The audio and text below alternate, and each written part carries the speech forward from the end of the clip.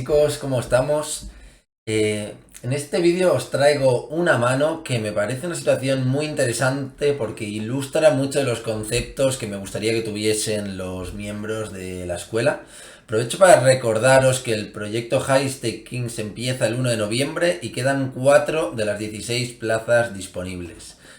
Esta mano es un single reset pot de SB contra BB. Hemos abierto la ciega pequeña con JJ. Nos paga la ciega grande y el flop es un 10-7-3. Entonces yo aquí la pregunta sería, ¿cuál es la mejor línea, no? Entonces creo que muchos jugadores cometen el error de decir, bueno, aquí podemos hacer muchas cosas, se puede chequear, se puede betear grande, se puede betear pequeño, se puede jugar check raise, pero creo que eso es un error, es completamente incorrecto. Es decir, el solver va a tomar muchas líneas, pero en el momento en el que estemos jugando contra cualquier rival en concreto, hay una línea claramente mejor que la otra. Cuando veis que alguien dice aquí podemos betear o podemos chequear, eso nunca es cierto. Porque eso solo es cierto en el equilibrio. Entonces, contra cualquier rival que estéis jugando va a haber una línea mejor que la otra porque va a haber una línea que genere más EV. Si no tenéis información del rival o estáis en un metagame nuevo o estáis en mesas de incógnito, entonces ahí es donde entra el análisis masivo de datos. Pero siempre que escuchéis a alguien decir aquí se puede hacer esto, se puede... Siempre que la gente se debata entre dos líneas es que no saben deducir o no tienen la información suficiente para ver qué línea es mejor. Entonces, 10-7-3. ¿Qué podemos hacer en esta situación? Bueno, en primer lugar vamos a ver cómo plantearía el solver esta situación. Vemos que tenemos JJ y el solver chequea la mitad de las veces, a veces hace overbet y un pequeño porcentaje de las veces apuesta medio bote. Entonces, imaginemos que vosotros habéis jugado esta mano, miráis el solver y da igual lo que hayáis hecho, habéis chequeado. Ah, bueno, pues he jugado la mano bien, ¿no? He hecho overbet, pues la he jugado bien. Esto es un grave error pensarlo, ¿no? Al final, creo que justo lo que dice el solver que hay que hacer es la línea que nunca va a haber que hacer porque nadie va a jugar exactamente como juega el solver, ¿no? Creo que la clave para generar EV consiste precisamente en ver por qué el solver se está debatiendo entre dos líneas, ¿no? ¿Qué quiere conseguir? Entonces esa es la otra parte, ¿no? Tenemos que entender qué error va a cometer el rival y por qué el solver quiere tomar cada una de las líneas. Y cuando mezclamos esto es cuando podemos crear explotaciones que generen el máximo dinero en las mesas, ¿no? Entonces, ¿por qué el solver quiere chequear aquí? ¿Qué pasa cuando nosotros chequeamos? Bueno, que el rival apuesta, el solver apuesta un 43% de las veces. Entonces, primera pregunta que nos tenemos que hacer. ¿El rival que tenemos delante va a hacer más float bet de la cuenta o menos? ¿Tenemos esa información o no la tenemos? ¿Tenemos la información de que va a hacer float bet de menos? Pues entonces, en vez de chequear, vamos a empezar a decantarnos por betear más. El jugador que tenemos delante, en vez de hacer 43% de float, va a hacer 60%. Pues entonces claramente vamos a querer chequear. ¿No tenemos esa información sobre el jugador que tenemos delante? Bueno, ahí entra el análisis masivo de datos y ver en el metagame, en digamos 100 o 200 millones de manos jugadas para ese stake, en esta textura 10xx en BB contra SB Open Race, cuánto de media han beteado. Que es una información que tenemos y la cual vamos a estar dando en la escuela. O bueno, os puedo dar el pequeño... El pequeño spoiler de que justo en este tipo de situaciones, 10xx, el meta suele hacer float bet de más. ¿Cómo castigamos el error de que el meta haga float bet de más? Es decir, si dejamos constante una variable, que el meta hace float bet de más, una manera de castigarlo es reducir nuestra frecuencia, es decir, chequeando más. Cuando nosotros aumentamos nuestra frecuencia de check, la otra parte debería responder reduciendo su frecuencia de float.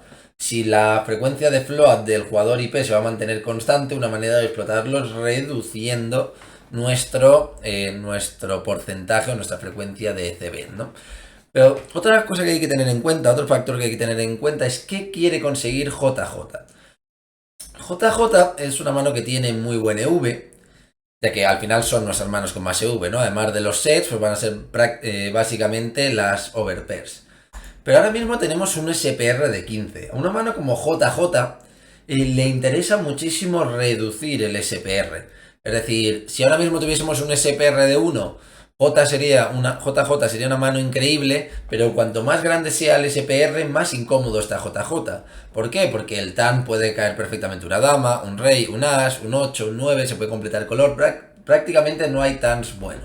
Entonces, básicamente, lo que el solver trata de hacer es de reducir lo máximo el SPR. ¿De qué maneras podemos reducir el SPR? Pues podemos hacer overbet y que el rival nos pague. Podemos chequear que el rival nos haga float a 3 bebés, el bote tiene 6, el rival nos apuesta 3 bebés y meter un check raise enorme a 21 bebés. O podemos apostar que el rival nos raisee y nosotros volver a raisear para dejar un SPR mucho más pequeño en el TAR. ¿Cuál de estas tres opciones elegimos? Pues eso dependerá del rival que tenemos delante. Entonces vamos a ver distintos tipos de hat y según lo que vemos en el hat, qué línea sería la más interesante, ¿no? Entonces, bueno, eso sería como estábamos viendo la estrategia en equilibrio. Esto es el EV que tiene JJ en equilibrio. Bueno, básicamente el bote tiene 6 ciegas y captura 6,5 bebés JJ en equilibrio, ¿no? Vemos que la línea que más usa en equilibrio es el check, luego también le gusta overbetear y un pequeño porcentaje de las veces utiliza la línea de medio bote. Entonces, es importante saber para tomar la mejor línea cuáles son las frecuencias GTO, ¿no? Es decir, cuánto deberían de raisear en 10-7-3, cuál es la frecuencia GTO de raise versus un medio. Es 10,4%. Porque si tenemos información de que el rival lo va a hacer de más o de menos, nos va a ayudar, obviamente, a elegir la mejor línea. ¿Cuál es la frecuencia óptima de float bet en estos 10xx? 39,6%. Otro factor importante, otra información importante que necesitamos conocer es si el rival que tenemos delante va a hacer más float o menos.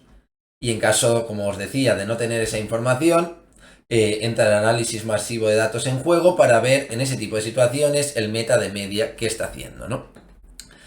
Entonces, vamos a ver 3 tipos de hat. Porque en función del rival que tenemos delante, aquí tenemos a 3 rivales bastante distintos, vamos a claramente querer escoger una línea u otra. Y si no tuviésemos ningún hat delante o no tuviésemos datos, tampoco serían indiferentes las líneas. Ahí entraría en el análisis masivo de datos, como os estaba diciendo.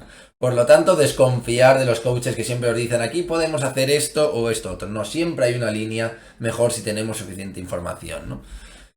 Por tanto, vamos a ver, aquí tenemos a este rival delante, ¿no? Es un rival que parece tight preflop, postflop sí que parece más agresivo.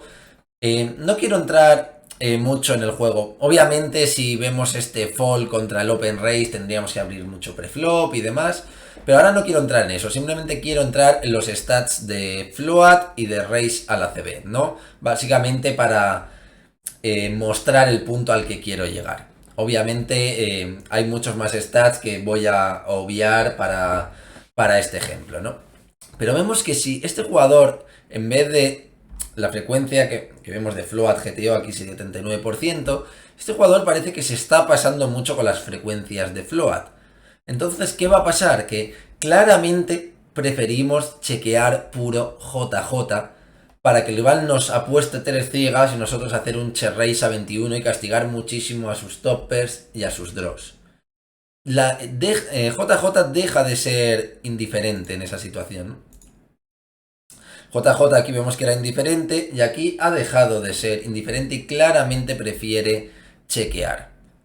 Aquí tenemos otro tipo de... y vemos que ha subido el EV de JJ. JJ tenía un EV de 65 y ahora lo tiene de 73.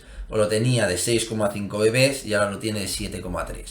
Aquí tenemos otro rival que tiene frecuencia de raise a la CBET bastante alta también, pero que en este caso tiene una frecuencia de float mucho más baja.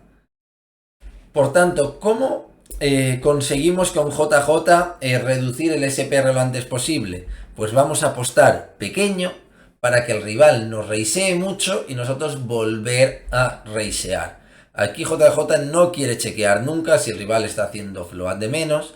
Queremos, como os digo, apostar pequeño, tampoco queremos hacer overbets porque queremos apoyarnos en su raise para nosotros poder tribetear el flop.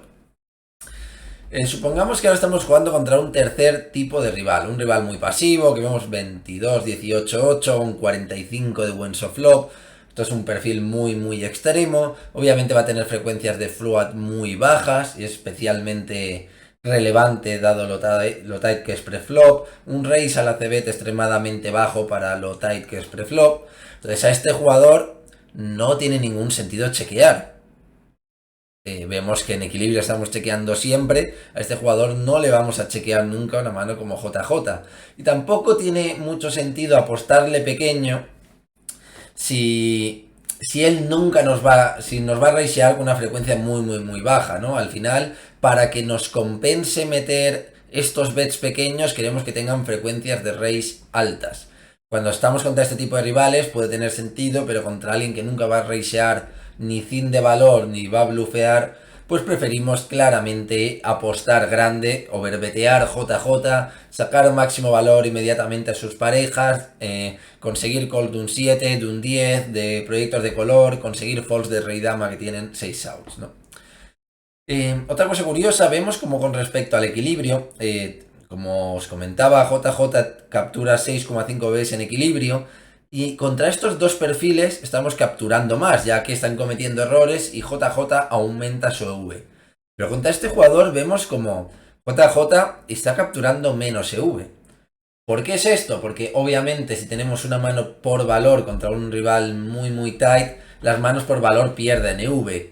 El conjunto de nuestro rango va a ganar más, porque muchos de nuestros faroles van a capturar mucho más EV, pero obviamente contra un jugador super pagón el valor gana EV y lo pierden los faroles, contra un jugador tight que va a foldear siempre, que no nos va a raisear, JJ es una mano que va a capturar menos EV de la que capturaría en equilibrio. Entonces, bueno, aquí os dejo este ejemplo de cómo vamos a estar planteando la teoría en el proyecto. Va a haber, como sabéis, teoría avanzada GTO, va a haber análisis masivo de datos, va a haber clases prácticas en las que nos adaptemos a rivales en concreto y va a haber también teoría enfocada y preparada para que entendáis cómo sacar o cómo diseñar líneas máximo V en las mesas con cada parte de vuestro rango. Así que nada chicos, os dejo este vídeo por aquí, nos vemos en el próximo. Un saludo a todos.